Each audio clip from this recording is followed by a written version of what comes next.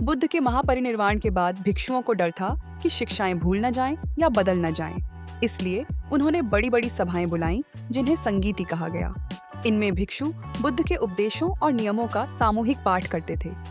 वे विवाद सुलझाते थे और शुद्ध रूप तय करते थे। कुल 4 प्रमुख संगीतियां हुईं। प्रथम बौद्ध संगीति लगभग 483 ईसा पूर्व हुई। जगह थी राजगृह और सप्तपर्णी गुफा, जो आज के राजगीर में है। राजा इस सभा में अजातशत्रु थे और अध्यक्ष महाकश्यप थे। 500 अरहत भिक्षु इकट्ठे हुए थे। आनंद ने सुत्त पिटक का पाठ किया और उपाली ने विनय पिटक का।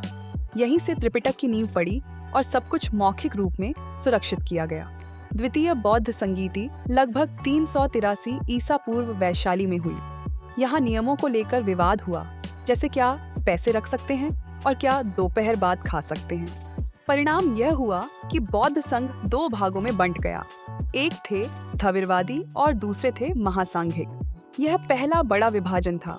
तृतीय बौद्ध संगीति लगभग 253 ईसा पूर्व पाटलिपुत्र में हुई।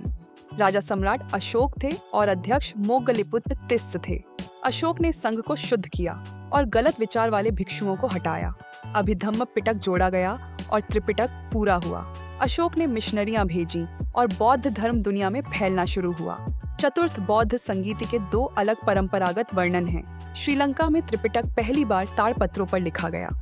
कश्मीर में कनिष्क के समय महायान विचारधारा मजबूत हुई। अब सबसे महत्वपूर्ण सवाल यह था कि इन संगीतियों ने बुद्ध की शिक्षाओं को कैसे जिंदा रखा। मौखिक संरक्षण में हजारों भिक्षु एक साथ पाठ करते थे ताकि गलती की गुंजाइश न रहे।